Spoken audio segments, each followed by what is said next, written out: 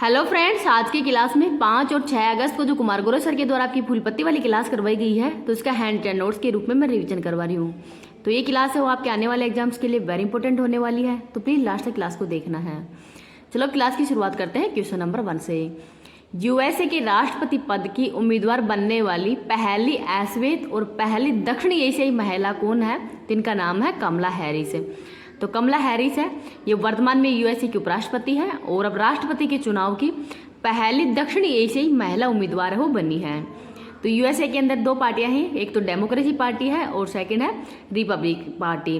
तो democratic party से संबंधित है कमला हैरिस और रिपब्लिक पार्टी से संबंधित है डोनाल्ड ट्रंप। यूएसए के अंदर जो अपर हाउस है उसको सीनेट कहते हैं, जिसमें 100 सीटें हैं। राजधानी वाशिंगटन डीसी है और यहाँ पर ही IMF और विश्व बैंक का हेडक्वार्टर भी है। और वाशिंगटन डीसी है, पोटामेक नदी के किनारे है। यूएनओ का हेडक्वार्टर है न्यूयॉर्क के अंदर है और ये हडसन नदी के किनारे है, तो इनको भी याद रख लीजिएगा। यूएसए के वर्तमान में राष्ट्रपति कौन है? तो इनका नाम है जो बाइडन। आगे देखते हैं क्वेश्चन नंबर 2। पेरिस ओलंपिक 2024 में टेनिस के अंदर ही पुरुष एकल वर्ग का स्वर्ण पदक किसने जीता है? तो इनका नाम है नोवाक जोकोविच। तो पेरिस ओलंपिक ये 33वें नंबर के हो रहे हैं और टेनिस के अंदर ही पुरुष एकल का खिताब है वो नोवाक जोकोविच ने जीता है और कार्लोस अल्कराज है ये इसके उपविजेता बने हैं। तो सेकंड स्थान पर कार्लोस अल्कराज रहे हैं और पहले स्थान पर है नोवाक जोकोविच जो कि सर्बिया के रहने वाले हैं। ओलंपिक के अंदर पहला गोल्ड है वो नोवाक जोकोविच के द्वारा जीता गया है और ये 24 ग्रैंड स्लैम विजेता है। महिला वर्ग के अंदर जेंग किनवेन जो कि चाइना के खिलाड़ी है, इनके द्वारा ही टेनिस के अंदर ही महिला एकल वर्ग के अंदर स्वर्ण मेडल जीता गया है। आगे देखते हैं विंबलडन और फ्रांस ओपन है, ये कार्लोस अल्कराज ने जीता है।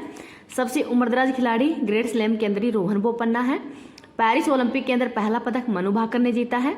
टेनिस ओलंपिक के अंदर ही लिएंडर पेस के द्वारा 1996 के अंदर ही अटलांटा ओलंपिक के अंदर मेडल जीता था। आगे देखते हैं क्वेश्चन नंबर 3। राष्ट्रपति द्रौपदी मुर्मू ने किस देश की यात्रा करने वाली पहली भारतीय राष्ट्रपति बनी है? तो फिजी तिमोर लिस्ते। तो इन 2 देशों की यात्रा करने वाली पहली भारतीय महिला राष्ट्रपति बन गई है द्रौपदी मुर्मू जी, क्योंकि फिजी के अंदर 33% जनसंख्या वो भारतीय रहती है और तिमोर लिस्ते हैं ये आसियान का 11वां सदस्य देश है। प्रधानमंत्री मोदी को कौन कौन से देशों का सर्वोच्च सम्मान मिला है? तो फिजी, पापुआ न्यू गिनी, रूस, मिस्र, ग्रीस। तो इन देशों का जो सर्वोच्च सम्मान है ये प्रधानमंत्री मोदी जी को दिया गया है और राष्ट्रपति को दिया गया था सूरीनाम का। तो राष्ट्रपति को सूरीनाम का जो सर्वोच्च सम्मान है उसे राष्ट्रपति को सम्मानित किया है, तो इनका नाम भी याद रख लीजिएगा। इस क्लास की PDF है वो मैं टेलीग्राम पे डाल दूंगी, टेलीग्राम का लिंक इस वीडियो के कमेंट सेक्शन के अंदर पिन कर दूंगी। राष्ट्रपति से संबंधित अनुच्छेद देखते हैं। अनुच्छेद नंबर 52 के अंदर ही भारत के अंदर के एक राष्ट्रपति होगा इसका उल्लेख है। अनुच्छेद 53 में राष्ट्रपति की कार्यपालिका शक्ति। अनुच्छेद 54 में निर्वाचन से संबंधित निर्वाचन के अंदर कौन कौन भाग लेते हैं। अनुच्छेद 55 में निर्वाचन की पद्धति एकल संक्रमण पद्धति के आधार पर। अनुच्छेद 56 कार्यकाल। अनुच्छेद 57 पुनः निर्वाचन। अनुच्छेद 58 राष्ट्रपति के लिए योग्यता। अनुच्छेद 59 शर्तें। अनुच्छेद 60 शपथ और अनुच्छेद 61 के अंदर ही महाभियोग का उल्लेख किया गया है। आगे है क्वेश्चन नंबर 4। वर्ष 2025 में दुनिया की पहली थोरियम पिघला हुआ नमक परमाणु रिएक्टर परियोजना कौन प्रारंभ करेगा? तो चाइना करेगा। तो चीन 2025 से कार्य करना शुरू कर देगा थोरियम संचालित परमाणु रिएक्टर। नाभिकीय संलयन पर, तो नाभिकीय संलयन है ये सूर्य से ऊर्जा पर आधारित है। हाइड्रोजन बम है ये नाभिकीय संलयन से संबंधित है। नाभिकीय विखंडन से संबंधित है परमाणु बम, और परमाणु बम है ये इसके जन्मदाता कौन है? तो ओपेनहाइमर है। परमाणु भट्टी के अंदर फ्यूल कौन सा यूज होता है? तो यूरेनियम 235 है। मंदक के रूप में ग्रेफाइट और नियंत्रक छड़ के रूप में कैडमियम का यूज किया जाता है। भारत के अंदर जो केरल की मृदा है उसके अंदर सबसे ज्यादा थोरियम मिलता है। नेक्स्ट है क्वेश्चन नंबर 5। भारतीय नौसैनिक जहाज INS तंवर ने किसके साथ में संयुक्त समुद्री साझेदारी अभ्यास किया है? तो रूस के साथ में। तो जो INS तंवर है इसके द्वारा ही रूस और भारत के मध्य ये नौसैनिक अभ्यास इसका आयोजन किया गया है और इंदिरा अभ्यास है इसका आयोजन भी भारत और रूस के मध्य ही किया जाता है। महत्वपूर्ण अभ्यास के देखते हैं। नोमडिक एलिफेंट अभ्यास का आयोजन भारत और मंगोलिया के मध्य। शक्ति अभ्यास भारत और फ्रांस के मध्य और इस बार इसका आयोजन है वो उमरोई मेघालय के अंदर हुआ है। दोस्ती अभ्यास का आयोजन भारत, मालदीव और श्रीलंका के मध्य। एक्वेरिन और एकता अभ्यास भारत और मालदीव के मध्य। अयुल्याभ्यास का आयोजन तो भारत और थाईलैंड, और मैत्री अभ्यास का आयोजन भारत और थाईलैंड के मध्य ही किया जाता है। सूर्य किरण भारत और नेपाल, बोंगो सागर भारत और बांग्लादेश, मित्र शक्ति भारत और श्रीलंका, और डेजर्ट साइक्लोन का आयोजन है वो भारत और यूएई के मध्य किया जाता है। नेक्स्ट है क्वेश्चन नंबर 6, हमास नेता इस्माइल हनीये के लिए ही शोक पोस्ट को सेंसर करने के आरोप में ही इंस्टाग्राम को किसने ब्लॉक किया है? तो तुर्की देश के द्वारा। तो इस्माइल हनी है, ये हमास के राजनेता हैं, ईरान के अंदर इनकी हत्या कर दी गई है। तो शोक पोस्ट पर तुर्की के द्वारा ही इंस्टाग्राम इसको बैन कर दिया है। तुर्की की राजधानी अंकारा है, मुद्रा लीरा है, पठार है एशिया माइनर का पठार, और अनातोलिया का पठार है, ये भी तुर्की देश के अंदर ही है। और तुर्की को यूरोप का मरीज भी कहते हैं। इब्राहिम रईसी, ये भी ईरान के राष्ट्रपति थे और इनकी भी हेलीकॉप्टर गैस के अंदर ही निधन हो गया है। आगे है question number 7, academy of motion picture arts and sciences के अध्यक्ष पद पर किसे चुना गया है? तो जेनेट यांग को। तो जेनेट यांग को चुना गया है। तो academy of motion picture arts है, इसकी स्थापना 1927 में की गई है। कैलिफोर्निया यूएसए के अंदर इसका हेडक्वार्टर है। निकोलस मादुरो, ये वेनेजुएला के राष्ट्रपति हैं। ऑस्कर अवार्ड पहली भारतीय कौन है? भानु अथैया है, और इनको गांधी फिल्म के लिए ही ऑस्कर अवार्ड दिया गया था। फिल्म इस बार ओपनहाइमर को दिया गया है। एक्टर है विलियम मर्फी और एक्ट्रेस का नाम है एमी वॉटसन। आगे है क्वेश्चन नंबर 8, नासा ने ISS के लिए ही अपने एक्सियोम 4 मिशन के सदस्य के रूप में किसे चुना है? तो शुभांशु शुक्ला, प्रशांत बालकृष्णन को। तो एक्सियोम 4 मिशन है, ये इसरो की सहायता के लिए नासा के द्वारा लॉन्च किया जाएगा। इसमें ISS अंतर्राष्ट्रीय स्पेस स्टेशन है, इसके वर्तमान में हेड कौन है? तो पेगी विट्सन है। गगनयान मिशन के लिए 4 भारतीय भेजे जाएंगे, तो इनका नाम भी है शुभांशु शुक्ला, प्रशांत बालकृष्णन, अंगद प्रताप और अजित कृष्णन। तो इन चारों को भेजा जाएगा। नेक्स्ट देखते हैं क्वेश्चन नंबर 9, कैरेबियन समुदाय CARICOM का 6वां सहयोगी सदस्य कौन बना है? तो क्यूरा कोआ बना है। 15 सदस्य हैं, 6 सहयोगी सदस्य देश बने हैं। नवीनतम सदस्य देश देखते हैं। एससीओ का जो 10वां सदस्य देश बेलारूस है। आसियान का 11वां सदस्य देश तिमोर लेस्ते है। G20 का 21वां सदस्य देश अफ्रीकन यूनियन है। IMF का 190वां देश एंडोरा है। नाटो का 32वां देश स्वीडन है। और ब्रिक्स के अंदर 5 नए देश शामिल हुए हैं, मिस्र, ईरान, यूएई, सऊदी अरब और इथोपिया। नेक्स्ट है क्वेश्चन नंबर 10, मुख्यमंत्री मैया सम्मान योजना किसने प्रारंभ किया है? तो झारखंड ने। झारखंड के वर्तमान में सीएम कौन है? तो हेमंत सोरेन है। और 21 से 50 वर्ष की आयु की जो भी महिलाएं हैं उनको 1000 रुपये प्रति माह रुपये दिए जाएंगे, और ये 16 अगस्त से प्रभावी होगा। सरयूर फेस्टिवल का आयोजन झारखंड में। लड़का भाऊ योजना महाराष्ट्र की है। NTR भरोसा पेंशन आंध्र प्रदेश की है। मंगला पशु बीमा योजना राजस्थान की है। 6 अगस्त की करंट अफेयर्स देखते हैं। भारतीय वायुसेना अपना पहला बहुराष्ट्रीय हवाई अभ्यास तरंग शक्ति कहाँ पे प्रारंभ करेगी? तो तरंग शक्ति अभ्यास इसका आयोजन 2 जगह किया जा रहा है, तमिलनाडु और राजस्थान के अंदर। तो तरंग शक्ति है वायुसेना का पहला बहुराष्ट्रीय हवाई अभ्यास है। 6 अगस्त को इसका प्रारंभ किया जा रहा है 2 चरणों के अंदर। पहला चरण तमिलनाडु के सुलार के अंदर होगा, और सेकंड चरण है राजस्थान के जोधपुर के अंदर होगा। आगे है क्वेश्चन नंबर 2, भारत के किस पड़ोसी देश के प्रधानमंत्री ने हिंसक प्रदर्शन के कारण अपने पद से इस्तीफा दे दिया है? तो बांग्लादेश की। तो बांग्लादेश की प्रधानमंत्री है शेख हसीना। इन्होंने इस्तीफा देके मतलब भारत आके फिर यूरोप जाएगी। तो भारत के अंदर जो हिंडन एयरबेस है, यहाँ पर इनका विमान वो लैंडिंग करेगा, और इसके बाद में यूरोप चली जाएंगी। नेक्स्ट है क्वेश्चन नंबर 3, पेरिस ओलंपिक 2024 की समापन समारोह में भारत का ध्वजवाहक किसे चुना गया है? तो मनु भाकर को। तो पेरिस ओलंपिक 2024 के अंदर ही उद्घाटन समारोह के ध्वजवाहक है PV सिंधु और शरद कमल, और समापन की है मनु भाकर। क्रम के हिसाब से 33वें नंबर के हैं। शुभंकर है फ्रीजी। 2028 के अंदर ये लॉस एंजल्स के अंदर होंगे।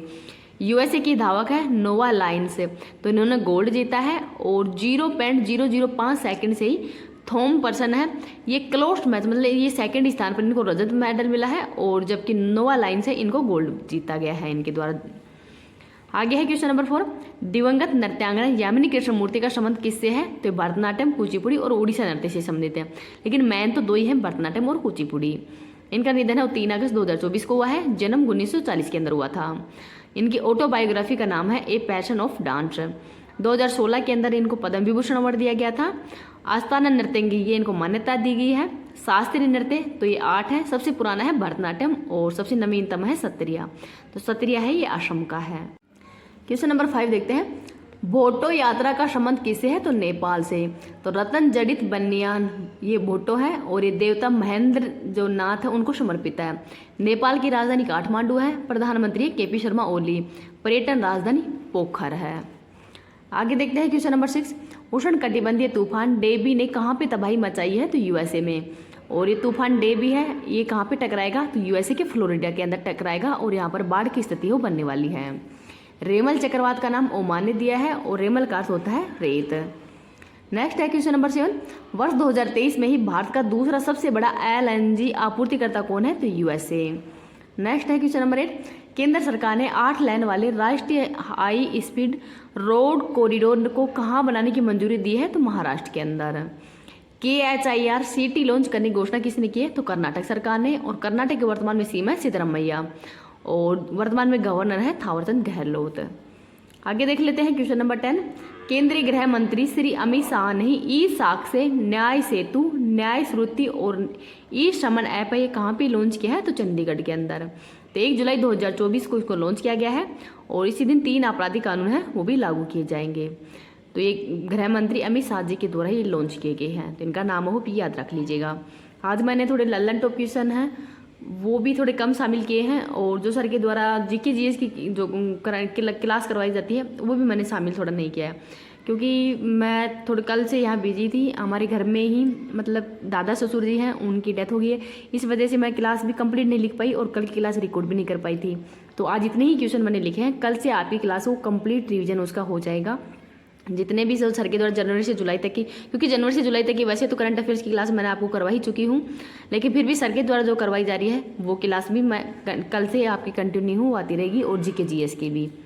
Thank you. हेलो फ्रेंड्स, आज की क्लास में 18वीं जो लोकसभा चुनाव हुए हैं तो उसके जो महत्वपूर्ण फैक्ट हैं उनका मैं हैंड रिटन नोट्स के रूप में रिवीजन करवा रही हूँ। ये कुमार गोरे सर के द्वारा क्लास करवाई गई है। तो चलो क्लास की शुरुआत करते हैं। लोकसभा, तो लोकसभा का उल्लेख है ये संविधान के अनुच्छेद नंबर 81 के अंदर है और ये निम्न सदन है। लोकसभा की पहली बैठक 13 मई 1952 को हुई है और इसके पहले स्पीकर है गणेश वासुदेव मावलकर।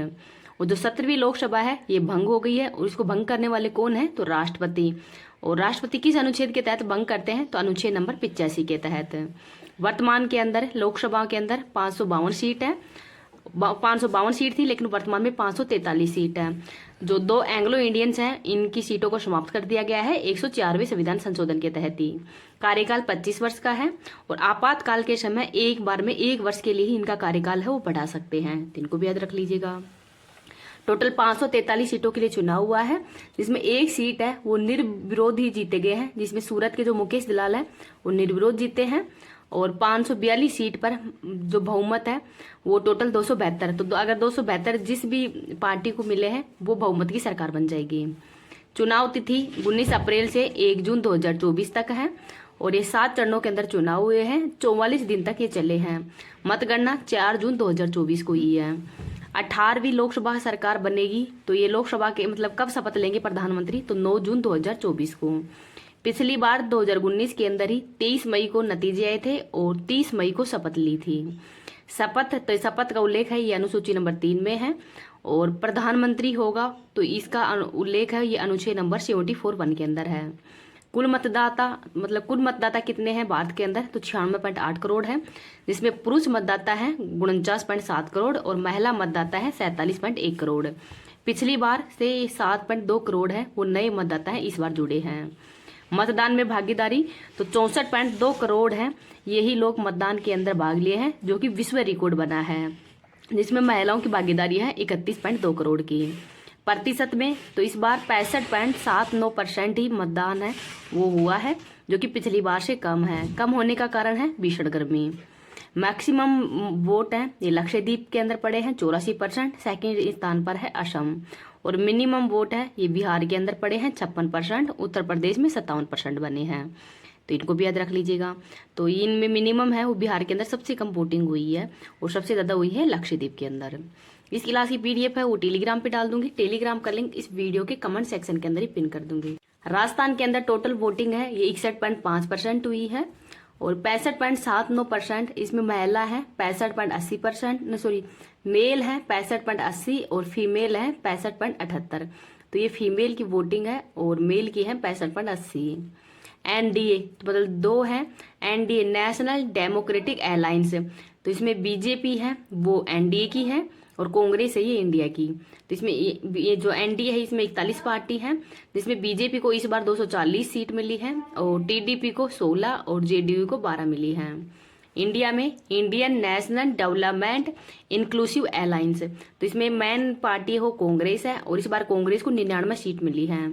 सर्वाधिक सीट बीजेपी को, सेकंड पे कांग्रेस है, थर्ड पे है समाजवादी और फोर्थ पे तृणमूल कांग्रेस है और फिफ्थ पे है डीएमके। महत्वपूर्ण सीटें देखते हैं। अमेठी से स्मृति ईरानी है वो हारी है और किशोरी लाल है वो जीते हैं कांग्रेस के। मंडी से कंगना रनौत है वो जीती है और भारत का सबसे ऊंचा पोलिंग बूथ ये तांसी गोग, ये मंडी हिमाचल प्रदेश के अंदर ही है। वाराणसी से मोदी जी जीते हैं 1.5 लाख वोटों से। गांधीनगर से अमित शाह जीते हैं। तिरुवनंतपुरम से शशि थरूर, रायबरेली और वायनाड से राहुल गांधी जीते हैं। अयोध्या से अवधेश जीते हैं। बहरामपुर पश्चिम बंगाल से यूसुफ पठान जीते हैं। नगीना उत्तर प्रदेश से चंद्रशेखर रावण जीते हैं। मेरठ से अरुण गोविल हैं ये जीते हैं। मैनपुरी से डिम्पल यादव, चूरू से राहुल कस्बा जीते हैं। लखनऊ से राजनाथ सिंह, विदिशा से शिवराज सिंह, गुना से ज्योति आदित्य सिंधिया जीते हैं। इंदौर से शंकर लालवानी, तो शंकर लालवानी है ये सर्वाधिक वोटों से जीते हैं 11.75 करोड़, जो 75 लाख वोटों से हैं वो शंकर लालवानी जीते हैं। और यहाँ पर नोटा है, इन्होंने भी रिकॉर्ड बनाया है, सबसे ज्यादा नोटा है यहाँ पर प्रयोग किया गया था 2.18 लाख का। तो इतने वोट हैं ये नोटा को पड़े थे। चिकोड़ी कर्नाटक से प्रियंका जारगी होली जीती है और ये सबसे कम उम्र की आदिवासी महिला है। इनकी उम्र है मतलब आदिवासी महिला है और सबसे कम उम्र की है ये। आसनसोल सीट से शत्रुघ्न सिन्हा जीते हैं। जयपुर ग्रामीण से राव राजेंद्र और हारे हैं अनिल चोपड़ा। कौशाम्बी उत्तर प्रदेश से पुष्पेंद्र सरोज जीती है और सबसे युवा एमपी है, इनकी उम्र है 25 वर्ष। भरतपुर से संजना जाटव जीती है जो कि 26 वर्ष की है।